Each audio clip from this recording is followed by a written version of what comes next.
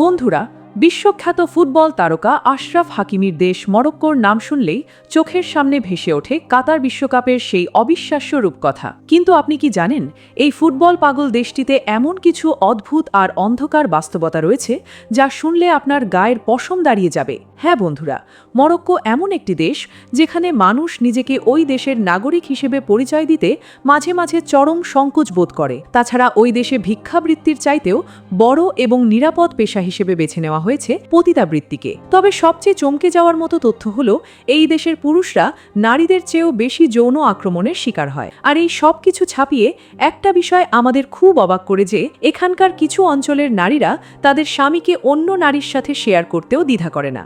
এই অদ্ভুত এবং চাঞ্চল্যকর তথ্যগুলি শুনে আপনার মনে হতে পারে এটি ইউরোপের কোনো বেদিন বা অমুসলিম দেশ, কিন্তু আপনার ধারণা সম্পূর্ণ ভুল, কারণ এটি উত্তর আফ্রিকার সবচেয়ে সুন্দর একটি মুসলিম দেশ যার নাম মরক্কো, যাকে বিশ্ববাসী চেনে আফ্রিকার বিউটি অফ কুইন বা সৌন্দর্যের রানী হিসেবে। আর এই দেশেরই সবচেয়ে বড় গ্লোবাল আইকন পিএসজির তারকা ফুটবলার আশরাফ হাকিমি, যার একটি মাত্র বুদ্ধির চালে কিছুদিন আগে পুরো বিশ্বের কোটি কোটি টাকার ডিভোর্স বাণিজ্যের ইতিহাস বদলে গিয়েছিল এবং তার স্ত্রী 1 টাকাও না পেয়ে খালি হাতে আদালত ছেড়েছিল। তো আজকের ভিডিওতে আমরা বিশ্বখ্যাত ফুটবলার আশরাফ হাকিমির সেই অবিশ্বাস্য গোপন গল্প, মরক্কোর কিছু অন্ধকার দিক এবং একই সাথে এর অবিশ্বাস্য সুন্দর রূপের ইতিহাস উন্মোচন করব, যা আপনাকে স্তব্ধ করে দেবে। ভিডিওটি শুরু করার পূর্বে যারা এখনও আমাদের চ্যানেলটিকে সাবস্ক্রাইব করেননি, তারা এখনই চ্যানেলটি সাবস্ক্রাইব করে পাশে থাকা বেল বাটনটি বাজিয়ে দিন। মরক্কো মূলত 99% মুসলমানের একটি দেশ হলেও এর জীবনযাত্রা ও সংস্কৃতিতে রয়েছে আধুনিকতা ও প্রাচীন নিয়মের এক অদ্ভুত সংমিশ্রণ। উত্তর আফ্রিকার ভূমধ্যসাগর এবং আটলান্টিক মহাসাগরের কোল ঘেঁষে অবস্থিত এই দেশটি যেন প্রকৃতির এক অপার বিস্ময়। ভ্রমণ পিপাসু মানুষের কাছে এই দেশটি সব সময়ই আকর্ষণের কেন্দ্রবিন্দুতে থাকে, কারণ প্রকৃতি যেন তার অফুরন্ত ভালোবাসা দিয়ে এই দেশকে সাজিয়েছে। এখানে আপনি একই সাথে দেখতে পাবেন মাইলের পর মাইল বিস্তৃত সাদা বালুকা বেলা, সাহারা মরুভূমির বিশাল বুক, প্রাচীন ঐতিহাসিক শহর, নীলাভ সাগর, ঘন সবুজ বন এবং ওয়ান অ্যাটলাসের উঁচু উঁচু সব পাহাড়। এই দেশের শহরগুলোতে মধ্যযুগীয় স্থাপত্য শৈলীর সাথে আধুনিকতার যে মেলবন্ধন দেখা যায় তা যে কোনো পর্যটককে মুগ্ধ করতে বাধ্য। বিশেষ করে মরক্কোর শেফশাউয়েন বা নীল শহরের কথা না বললেই নয়। এই শহরের বাড়িঘর, রাস্তাঘাট থেকে শুরু করে সবকিছুই গাঢ় নীল রঙে রাঙানো, যা দেখতে অবাস্তব কোনো পরীর দেশের মতো মনে হয়। আবার অন্যদিকের মারাক্কেশ বা ফেজ শহরের প্রাচীন অংশগুলোর রাস্তাঘাট এতই সরু যে সেখানে কোনো আধুনিক যানবাহন চলাচল করতে পারে না। আর এই কারণেই এই শহরের কিছু অংশকে বিশ্বের সবচেয়ে বড় মোটরকার মুক্ত নগরী বলা হয়ে থাকে। এখানকার সরু গলিগুলোর দুই পাশে সারিবদ্ধভাবে সাজানো রয়েছে প্রাচীন দোকান, ঐতিহ্যবাহী মসজিদ এবং মাদ্রাসা। মরক্কো ভ্রমণের অন্যতম প্রধান আকর্ষণ হল এর মরুভূমি অঞ্চলের দানবীয় সব গিরিখাত এবং উপত্যকা। এখানকার কিছু কিছু পাথুরে পাহাড় এবং গিরিখাত প্রায় 650 মিটার পর্যন্ত উঁচু হয়ে থাকে। বিশ্বের বিভিন্ন দেশের ট্রাভেল কোম্পানিগুলো এখানে পর্যটকদের জন্য ক্যামেল ট্রেকিং বা উটের পিঠে চড়ে মরুভূমি ভ্রমণের রোমাঞ্চকর ব্যবস্থা করে থাকে।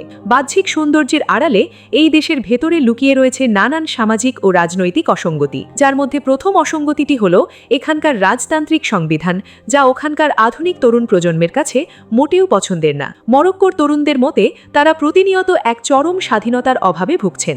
মরক্কোর আরেকটি বড় সমস্যা হল এর ফুটবলীয় উন্মাদনার আড়ালে থাকা এক চরম অন্ধকার বাস্তবতা। মরক্কো একটি মুসলিম প্রধান দেশ হওয়া সত্ত্বেও এখানে পতিতাবৃত্তি এক ভয়াবহ সামাজিক ব্যাধিতে পরিণত হয়েছে। পরিস্থিতি এতটাই লাগামহীন যে আপনি মরক্কোর কোনো পাবলিক পার্কে বা পর্যটন এলাকায় শান্তিমতো বসে থাকতে পারবেন না। এখানকার সেক্সুয়াল কর্মীরা আপনাকে নানা কায়দায় এবং জোরপূর্বক যৌন হয়রানি করার চেষ্টা করবে, যাতে আপনি তাদের প্রস্তাব রাজি হন। মরক্কোর যে বিষয়টি পুরো বিশ্বকে চরম বেশি অবাক করে তা হলো এখানকার কিছু অঞ্চলের স্বামী শেয়ার করার অদ্ভুত মানসিকতা। অবশ্য এই প্রথাটি পুরো দেশের সব নারী বা আধুনিক সমাজ কখনোই করে না, তবে মরক্কোর কিছু নির্দিষ্ট ঐতিহ্যবাহী এবং কর্মজীবী নারীদের সমাজে এটি দেখা যায়। এসব অঞ্চলের নারীরা যখন কাজের সুবাদে বা ব্যবসার খাতিরে এক স্থান থেকে অন্য স্থানে অনেক দিনের জন্য চলে যান, তখন তারা মনে করেন দীর্ঘ সময় একা থাকার কারণে তাদের স্বামীরা হয়তো ভুল পথে পা বাড়াতে পারে বা পরকীয়ায় জড়িয়ে পড়তে পারে। তারা নিজেদের স্বামীর যৌন চাহিদা মেটানোর জন্য